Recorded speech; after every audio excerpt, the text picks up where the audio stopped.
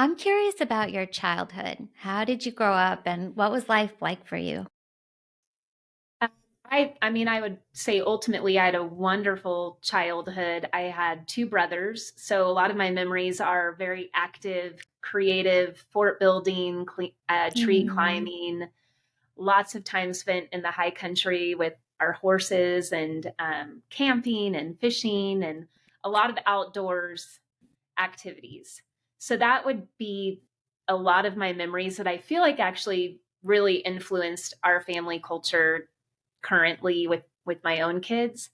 Um, I think if you were to really go into like the counseling psychology side of things, looking at my childhood, I was just having this discussion with my husband Jason a couple of days ago because I really have a odd disconnect with fear, especially fear over the safety of my children. Like, I have three drivers right now, and if they're out at night with friends or something like that, I can still go to bed and not need to check in or know where they're at. Or there's just like a really odd disconnect that I started noticing early in my parenting journey when my kids were high up in the Mhm. trees and It's and the kind of a other ones out superpower, in the house.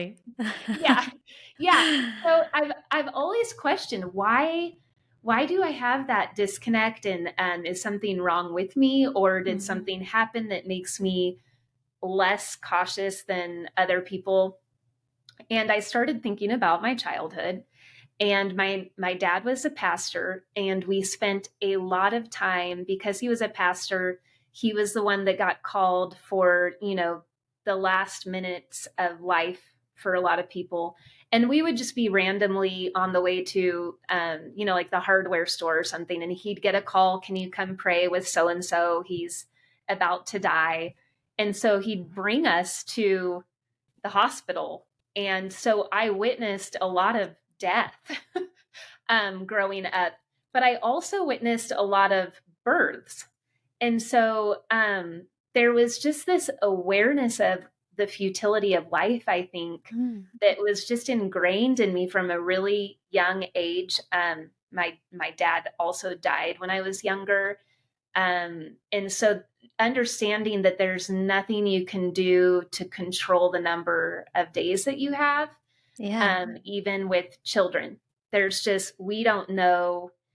My joke with my friends was always the Lord knows their days when they would watch them do these dangerous things, because realistically, them, on a unicycle on a rope maybe looks more risky, but hopping in a car to go to the grocery store, technically is more risky.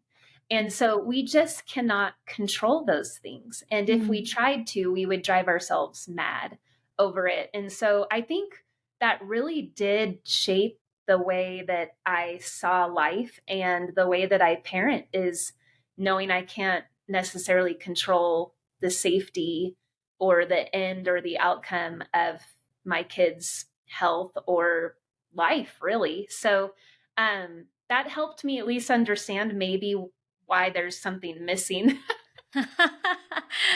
I don't think so. I think that's something like myself and a lot of other mothers out there, it's a point we're trying to reach. So,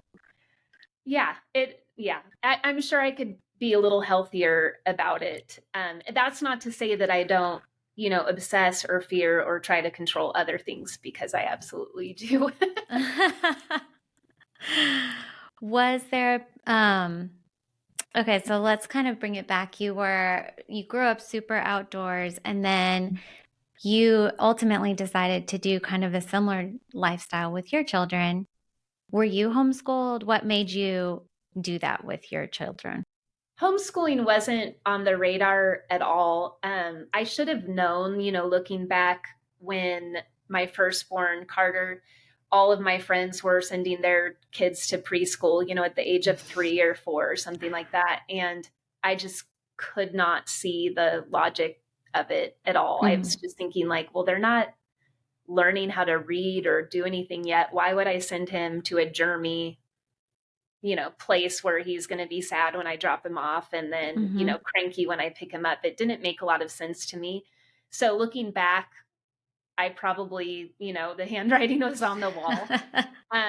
But when we chose to homeschool, that was not on the radar. We had my two oldest boys were in kinder and second grade.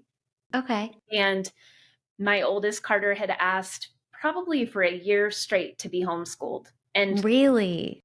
he didn't know anyone that was homeschooled. So it was odd that he just continued to ask to be Mm-hmm. homeschooled. So that kind of kept tugging on my heart. But he was also my most difficult child.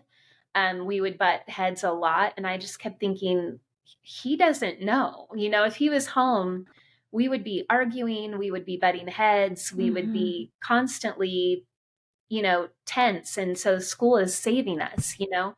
Um, and after a while, he ended up having this dream, and I think I covered this in my book if you mentioned my book at all. But the dream caused us to really question a lot of things. Like, are we spending enough time with him? Essentially, is what Mm. that dream led us to open that discussion. It seemed like we needed more time with him to Mm. help navigate through things with him. And that is when the burden almost became so heavy. It was like I knew I needed to. I knew I needed to bring him home.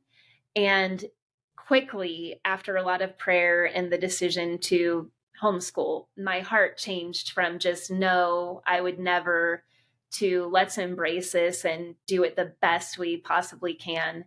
And our whole family got excited as a result of that. And the rest is history, really. That's amazing. Was there already a community then that you joined? How did you kind of like find that starting point? I know that can be um, hard for a lot of moms. Yeah. We had some older families in our church that were homeschooling that we definitely went to for counsel and asked their feedback, especially after the dream that he had had, and just really trying to get all different perspectives on it. But their kids were, I think, in high school at the time, so we didn't necessarily have a younger community. But what's amazing is once we made that decision, we were so tight knit with a group of really close friends that they got excited about it. And quite a few of them decided to homeschool. And so we kind Wow. of opened the floodgates, and several families started homeschooling around the same time. So we had an instant community Mm. as a result of that decision, which was just so, it was such a blessing because community is really important, as you know. Yes. When homeschooling, you can't be alone in it. It's Mhm. too hard. How has that journey changed now as they've gotten older? Ooh, um, the first 8 years, I would say, were just fruitful, productive, peaceful. We really just thrived, really thrived in what we were doing. And then as soon as my oldest got into the teen years, there were some evident changes that needed to be made. I Okay. couldn't teach calculus. I couldn't really hold him accountable with academics in the way that I wanted to. Mm. Um, and I I could see the deep need for him to be making friendships and relationships outside of our home. And we didn't have a large high school community to have that with. So he started dual enrollment and started taking college classes right away. When he left, that was like a fracture to our family. It was, and he was still home, of course, but he'd be gone for the day, and he wasn't there for the meat of our homeschool. And I had learned really quickly that he was the catalyst to a lot of this imaginary play, creative response to what we were learning. He was the leader in our home. Mm. And all these years, I thought I had developed this wonderful homeschooling culture. In fact, it was him. because when he left, it just the excitement was gone, the fervor was gone. It was just the drive was gone, the imagination was gone. It was so wild. So it really deeply fractured us, and we've been trying to recover ever since. It's required more creative work on my end to keep everyone excited, and a lot more social. We've been seeking out a lot more social opportunities to prevent that from happening per se. And my second son is very, very social. And we learned last year was his freshman year in high school that it was not wise to have me as his leadership role during the day. He was really exercising his masculinity.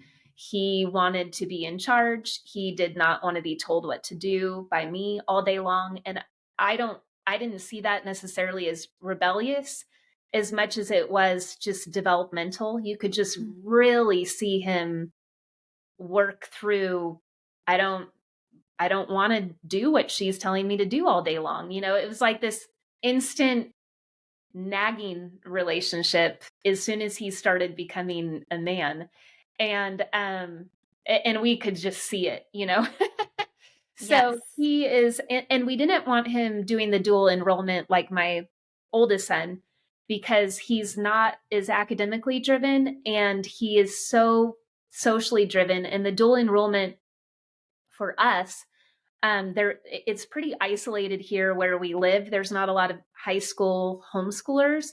So dual enrolling, you're not in classes with these high school kids. You're in classes with a lot of them are in their 20s. And so there was a disconnect there with my oldest. But he wasn't really caring too much about making friends. So, but my second son, we put into public school because that is the best environment for him right now. And we're well aware of, the things that he's not getting there, but we're not sending him there for that. So, Yes. I understand all of that. You're just making decision based on each kid's needs at that moment. yeah. And Yeah. that's all. I mean, we had committed to do that from when we decided to homeschool. We would say, okay, every year is a new year. And we would do a lot of prayer and consideration and review of attitudes, needs, developmental stages, all of it. And so it really, this year really made us practice what we preach as far as there's no perfect fit for the whole group. It's every individual has their own needs. And we really felt it this year. We're like, all right, we got to do what we feel led to do, even if people don't agree with it, or yeah, or if it still doesn't feel like a slam dunk per se.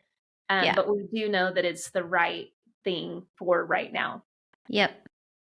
So, what has it been like just transitioning from teaching those little ones when they're all home into now like guiding teenagers into life? I was not prepared for the teenage years. Okay. I felt like we had the early years pretty down. It was all about systems and routines and rhythms and expectations. And Hmm. it was a lot of guiding, a lot of setting the standard or a bar, for them to follow. And as long as that all happened in one way or another, we were a real happy family. Yeah. um, and it worked. And I mean, I wrote a book on it because it worked. And I wanted to share with people, hey, this is what we tried and it didn't work. And this is the other thing we tried and it did work. And so I want to share it with you. It may work, it may not for your family. But the high school years are like, wait, what? Yes. um, we feel 5 steps behind. And even when we try to learn more, whether that's through reading books about parenting teens or something like that, I'm just like, actually, nobody knows what they're doing. I No. I'm not confident that there is a book on teens that will help a lot of people, other than knowing you're not alone. Right. Yeah. So I put all the books down because at part of me I felt deceived. I felt like, they're not sharing the whole picture.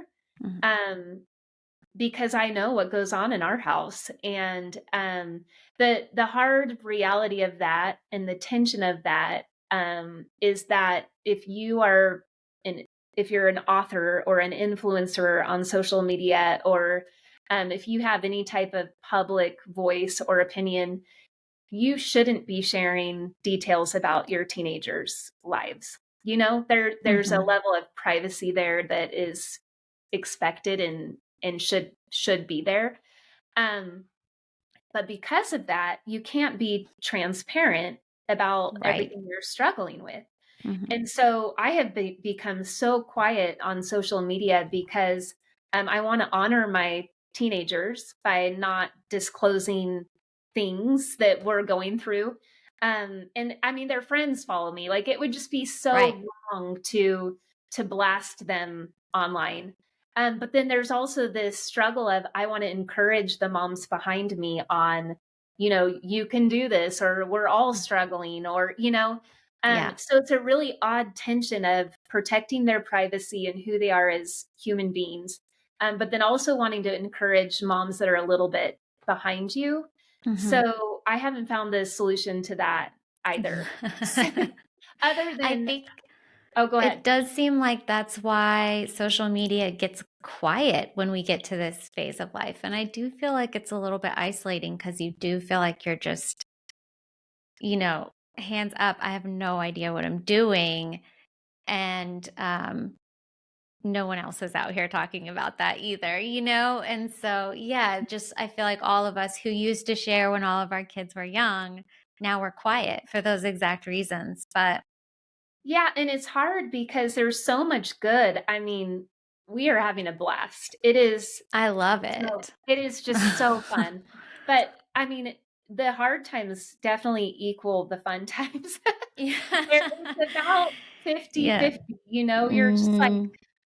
mortified and humbled and embarrassed. And then the next moment, you're like, this is the funniest human being I've ever met in my life? Yes. And so I wish that I could share that in detail so that parents could see that you could do both, and that it Yeah. but if you can't give the details of Mhm. of what you're dealing with, then and you can't just do one side, because then it is Yeah. deceiving. And that's what I've struggled with seeing some moms that have older kids, is they'll share the positives, the wins, the accomplishments, and then you think, man, we do not know what we're doing. I mean, what Right. we are failing, miserably, and how do we get to that place? And then you have to tell yourself, no, they're still dealing with their people becoming adults too. It's just Mhm. they're not sharing that part, which I'm not blaming them.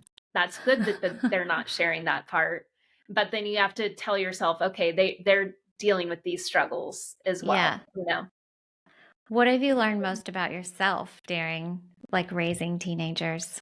Because it's definitely will shine a light on who you are. Yes.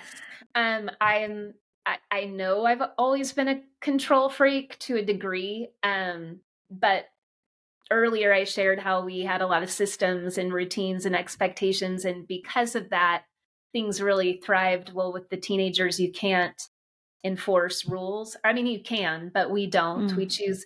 We choose not to have a lot of rules.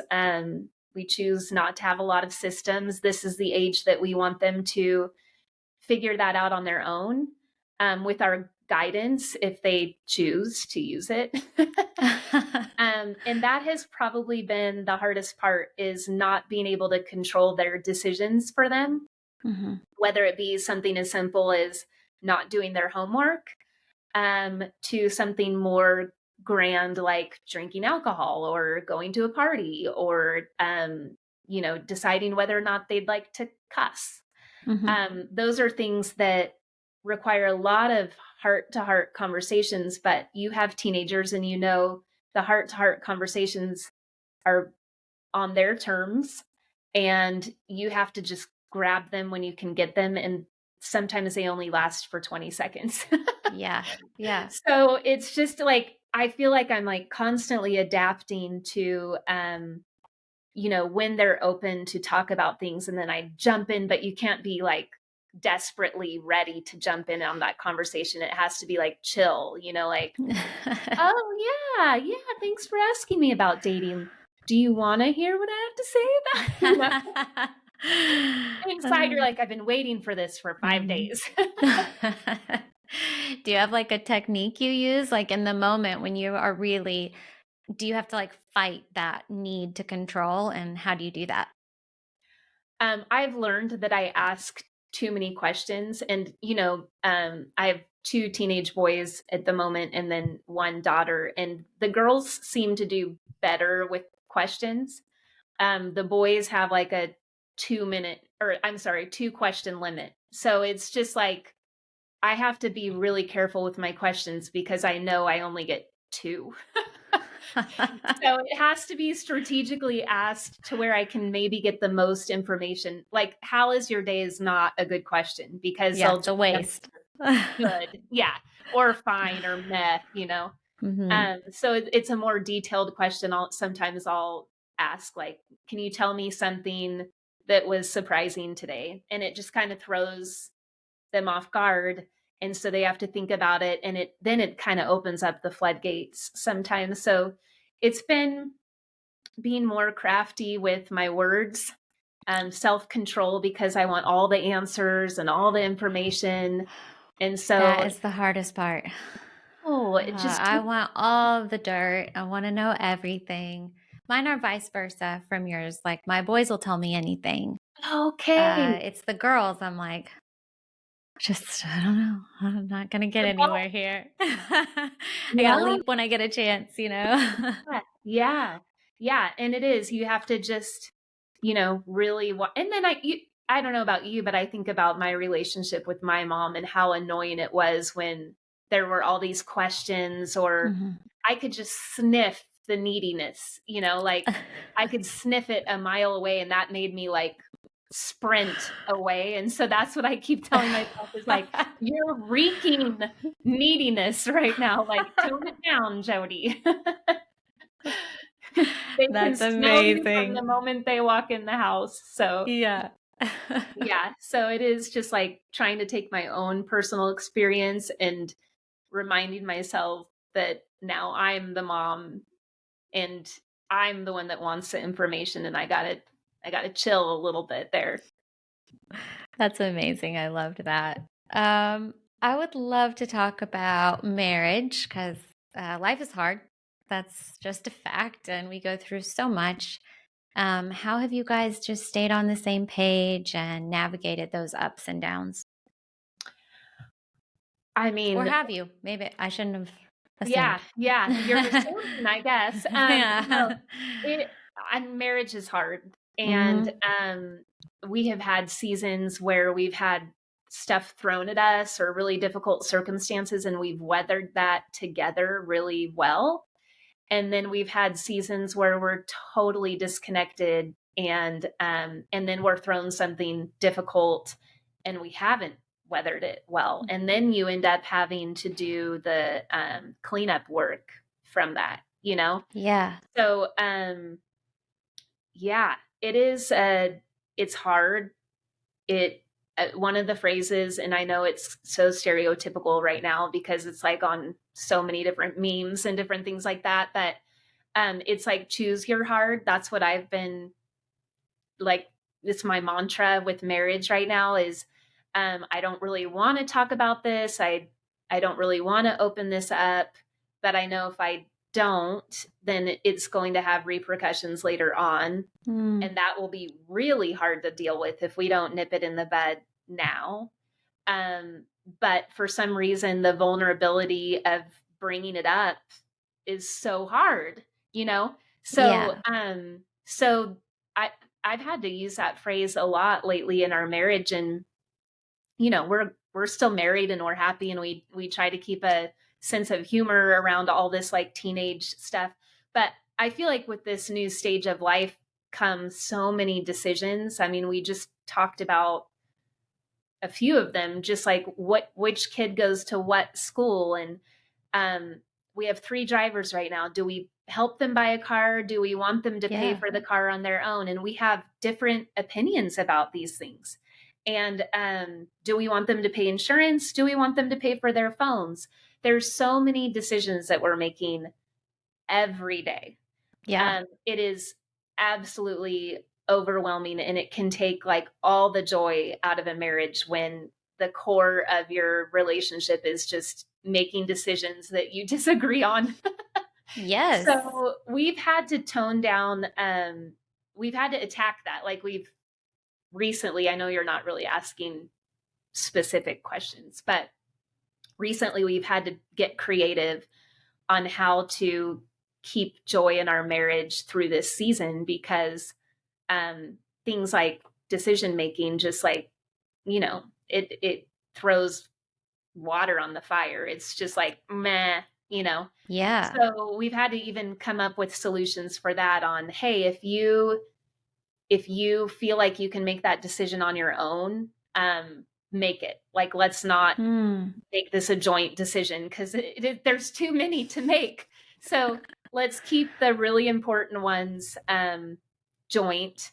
And then the smaller ones, let's just give each other permission to make on our own, so that, our marriage isn't based all around decision making all day, every day. Because that's in our stage of life, that has been a real joy killer, just based off of having 3 teens and, soon to be 5 teens so close together.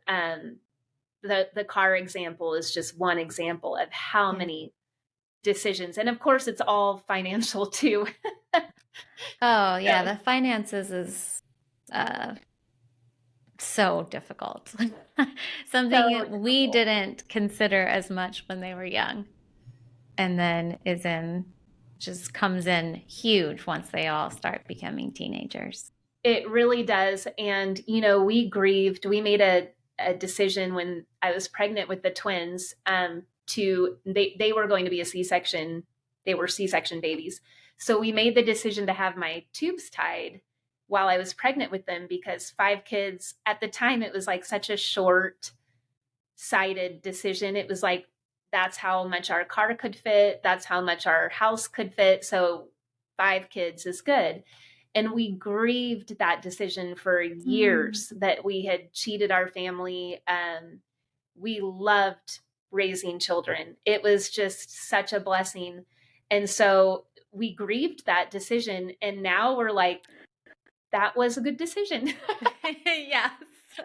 And I'm grateful to have some retrospect now, and I can even share that with moms that, their husband wants to make a permanent decision and they don't. And I don't tell them what to do, but I just say, you know what, I grieved for years and years, and this stage of life that we're in, with sports and activities and cars and all the things, I don't know what our life would look like if we had more kids at this point. It would, we would have to have some culture changes in our family for sure. And that wouldn't be bad. It's just very intense. Yes, that's a really good word for it. Yes. Yeah. So your family is changing. We've already talked like some are in college, some are in high school. So you're just not all together anymore. And that just changes a family. So how are you protecting the time that you do have? Yeah, I'm uh, once our oldest, and I already discussed this a little bit, once he left and we felt that fracture, that missing limb in our family, we learned, it took a while, but we learned that we could enjoy each other even if one person was missing. Even if 2 people are missing, I have to remember that it's still good work, or it's still good to be together, even if we're not fully together. we've had to we've really had to work on that, to enjoy, especially the younger kids, just spend time with them and really enjoy that time with them. So we try to do that and be intentional with our time with whoever's available. And Yeah. then we've had to recently bring in like a family night that we go through our schedule for the week, and we make sure that everyone's committed to being together at a specific day and time that works for everyone to be home together. And that has been newer because for the most part we've had at least one or two or three nights together, for our whole family experience. But just this season is the first time where if we look at our calendar, every night is full. Somebody's gone. Yeah. So we have had to prioritize Sundays or a small window in Saturdays to really be intentional to have family night together. And then when we do that, we've learned to you have to be intentional with that amount of time. So even if it's 2 hours, we have a plan that we go through as a family. So no minute is wasted. You're probably very good at that. It sounds like from the get-go, you've been very good at planning. Yeah. I mean, yeah, I would say my husband's like really amazing with the budget, and his phrase is always every dollar has a name. And so my phrase is probably every minute has a name, you know? Yeah. I'm curious, now that you're 44, what are you noticing like in your body? In your body and your mind? Yes. So the body is happening. It's it's changing, huh? it's changing. Yeah. And it's like I love to tell myself that I'm enjoying the changes. I Hmm. wouldn't say that it's about enjoying them. I'm trying to figure out how to be just really content with the changes that are going on. I don't want to fight them. So, Yeah. um, I don't want to try to keep things, you know, tight, or I don't want to fight it in that way. But I also don't want to be judgmental about those that do fight. Yeah. And so there's just a certain level of surrender that knowing that just like I look at my kids with changes that they're going through, it's developmental. That's what's going on with my body. It's developmental. Exercise is still a habit, eating well is still a habit. And I think that probably has helped me feel young and good. Hmm. But there's just physical change. My hair texture is changing. Um, I've probably gained, I don't weigh myself, so I don't know, but I've probably gained maybe 10 pounds in the past 5 or 10 years. And I'm trying to see it as just like, I'm still consistent with exercise. So unless I'm going to become obsessive, which I don't want to be, Yeah. um, I need to see that as like feminine. And so Mm. that's what I've decided, the extra pounds that I didn't have in my 30s, I'm just like more to hold on to. I mean, that's a feminine thing. That's not a bad thing. I'm not trying to compete with anybody, so I don't need to be like, competing with 30-year-olds. That would be silly. So, Yeah. I Oh, don't know if that's, that makes sense at all. But yes, I loved it. yeah. What are you most excited or curious about as you're navigating this next chapter? Yeah, I think the it'll be interesting. Curious might be a word to describe it. Open-minded might be another way. I I told you with parenting, I'm becoming more and more humbled on the daily of just realizing that I don't have it figured out. Um, Nor will I ever have it figured out because these kids are their own people. And I think I've I'm feeling that way about getting older too. I used to watch my mom and my mother-in-law when they were starting to like go gluten free and really hone in on their diets to try to make sense of aging. And I used to just think, live your life, like enjoy life, like eat the gluten. And now I'm starting to see friends in my stage who are who are really having to change their diets as a result of physical things happening, whether it's Mhm. hormones or um, more regulation in certain areas. And I have learned to change my mindset to that of openness and acceptance. And I may be gluten free soon to control some kind of estrogen stuff, or I don't know. It's just I'm aware that the body changes internally and externally, and I'm just kind of prepared to see that happen. But I also just I want to do it with grace and not obsess about those things. And so I feel like so much of it can be mental too, and if you dwell on it, you may make your symptoms worse. And so I want to find that fine line of um, aging with grace, trying to problem solve, but then also being open to the fact that things might need to change a little bit. So, Mhm. yeah, I guess I'm curious about what that's going to look like. I'm really excited to be a grandma. And I know I have a few years, but that I can't wait to be in that stage when yeah, when you just get to really enjoy the fruit of these years. Mm. So that's something that I look forward to is I just try to see my teens as spouses and parents and think like, okay, they're building the skills to get there, and I'm really excited to see what that how that turns out. That's a really sweet way to look at it.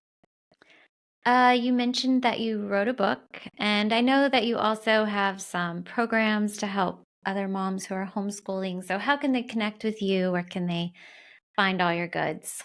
Yeah, my website, jodimockabee.com, has all of the studies that we have written. And mostly all of those studies I wrote for my kids, and then being able to just, you know, send them to a graphic designer and sell them on a website has been really helpful to be a little bit of a side income for us and to help give other people resources that bring joy into homeschooling. Mhm. We figured out how to learn and grow artistically and have fun at the same time. And so I wanted to share those resources with other people so they could do the same thing. So I have that on my website. You can find me on Instagram, although we talked about how I'm more quiet on there than I have been in the past. And so yeah, between those two, you can find more information. I have a blog that gives free information about homeschooling and various subjects there, health and fitness and those things. But yeah, you can find me there. Awesome. Thank you for being here. You shared so beautifully. Like genuinely, I feel like I took a lot away from this and I liked it. Awesome. Thank you so much for having me. Yeah. It was a fun conversation. Thanks. Bye. Bye.